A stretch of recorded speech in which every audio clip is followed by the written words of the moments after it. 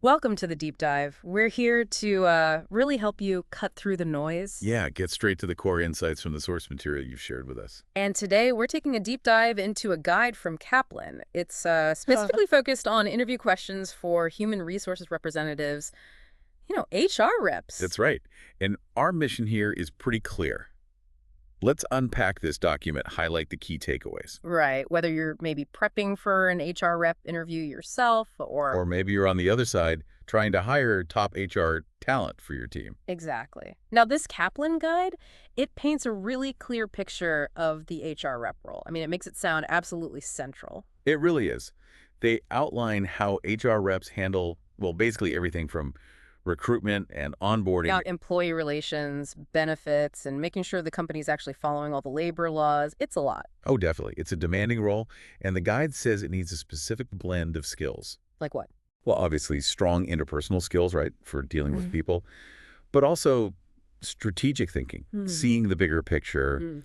and, that solid practical knowledge of actual HR practices. Okay, makes sense. And the guide, it highlights 6 specific interview questions. These seem designed to really get at those key areas and skills. Yeah, they're not just random questions, it seems. They're picked to see if a candidate has that mix the source talks about. All right, let's jump right into them then. Okay, let's unpack this guide. Let's dive into these specific questions. First up, kicking things off with what feels like the essential starting point. What experience do you have in human resources? Why do you think this one almost always comes first? Well, it's the foundation, isn't it? You have to start there. What's interesting in the material here is how it suggests structuring the answer. Oh, how so? It's not just like saying how many years you've worked, though that's part of it. It really emphasizes mentioning specific roles. It calls them X and Y Huh. positions. But more importantly, showing a proven track record across key HR functions. The guide lists things like employee relations, recruitment, benefits admin, knowing HR policies, compliance. Okay, so for you listening, whether you're the one answering or asking, the insight here seems to be that interviewers using this kind of framework aren't just looking for a number of years. They Mhm. want to see you understand and have actually worked across the whole spectrum of the HR role, at least as this source defines it. It's about articulating that broad background clearly. Absolutely. And that broad experience, it naturally leads into how you actually handle people. Yeah. Right. So the guide moves on to ask, what is your approach to employee relations? And the approach detailed in the guide, it sounds quite proactive, relationship focused. Yeah, it talks about fostering an open door policy, Yeah. so employees feel comfortable coming forward. Yeah, okay. But it pairs that with needing to be actively informed, knowing company policy, state laws, federal laws, that side of it. And building positive relationships too. Yes, it strongly emphasizes building genuinely positive relationships. The core belief underpinning this, according to the material, is that good communication and a positive work environment are just key. Hmm. And if you think about it, the guide sort of implies that building those relationships and staying informed helps you tackle issues before they blow up. Ah, so it connects that specific approach directly to like the overall health and culture of the workplace. Exactly, that's what the guide suggests. Which naturally brings us to those times when, despite your best efforts, difficult situations do come up. Yep, inevitably. So you need to show you can actually handle them, not just talk about an approach. The next question seems designed for that. Can you give an example of a time when you had to handle a difficult employee relations issue? Right. And the guide actually provides a specific scenario to illustrate this. Something about investigating and resolving a harassment complaint at XYZ company. Okay, so using a concrete example like harassment. Yeah, the fact that the guide uses that kind of serious example suggests they want candidates who can talk through a real challenging situation, not just a minor disagreement. It's not enough to just say, oh yeah, I can handle difficult issues. You need to show how. Precisely. And the guide details the steps you'd take in that example, like conducting a thorough investigation. Meticulously gathering evidence. Right. Taking appropriate action, making sure it's fair and timely, and crucially, maintaining confidentiality through the whole thing. That confidentiality piece is huge in HR. Absolutely. The emphasis the guide puts on these specific steps tells you something.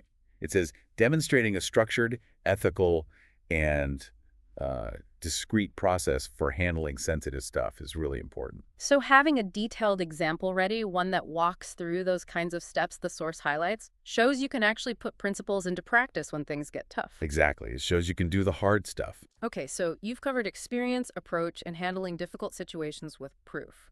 But HR changes, right? It's not static. So how does the guide suggest you prove you stay current? The question is, how do you stay current on HR best practices and industry trends?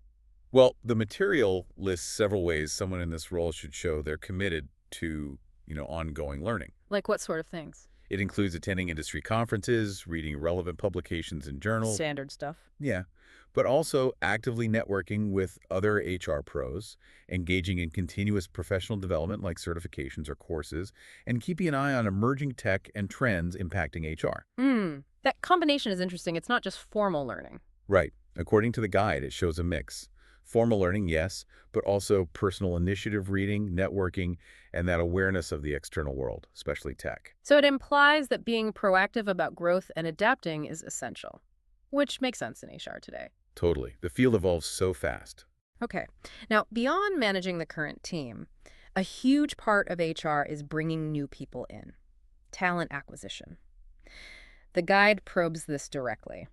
How do you handle recruitment and selection processes? And again, the guide breaks this down into a pretty clear multi-stage process. It doesn't just say, find people. Right. How does it structure it? It starts with developing and implementing recruitment strategies. So thinking about how you'll find candidates, job postings, referrals, networking. The strategic part first. Exactly. Then it moves systematically through screening resumes and applications, then conducting interviews, and it implies, a structured interview process. Not just casual chats. Probably not.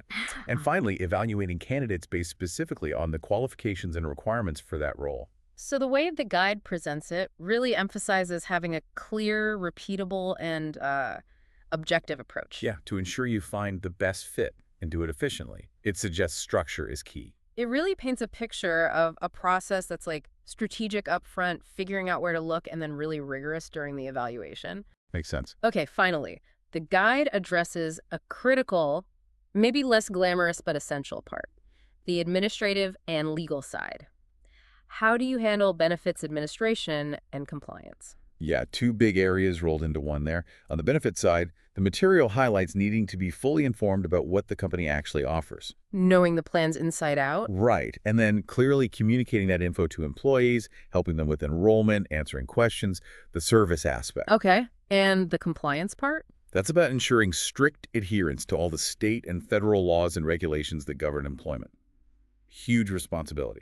And the guide stresses this isn't a one-time thing, right? Definitely not. Yeah. It mentions the need to stay constantly informed of changes in those laws because they do change, and the absolute necessity of keeping accurate, up-to-date records. Wow. So that last point really combines being helpful to employees with being incredibly detail-oriented and legally careful.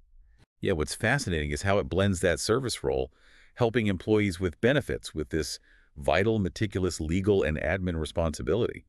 The guide implies you need both clear communication skills and that careful attention to regulatory detail. You can't drop the ball on either. Okay.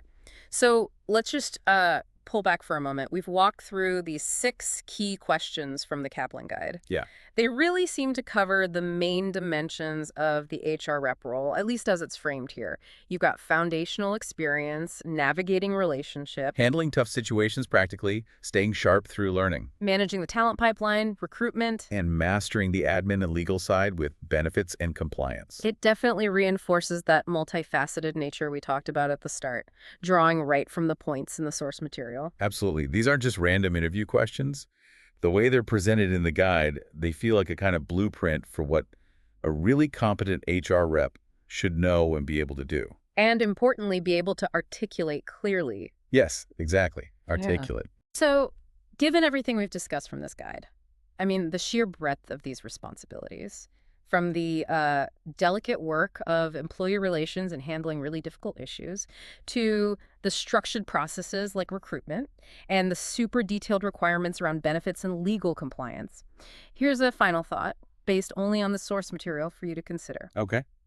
How might the ability to effectively synthesize information from all these diverse areas, kind of weaving together legal rules, company policy, individual employee needs, maybe even broader strategic goals, how might that ability to synthesize be the most defining underlying skill for an effective HR rep, according to the picture this guide paints? Hmm, that's interesting, synthesizing it all. Yeah, that's definitely something to think about.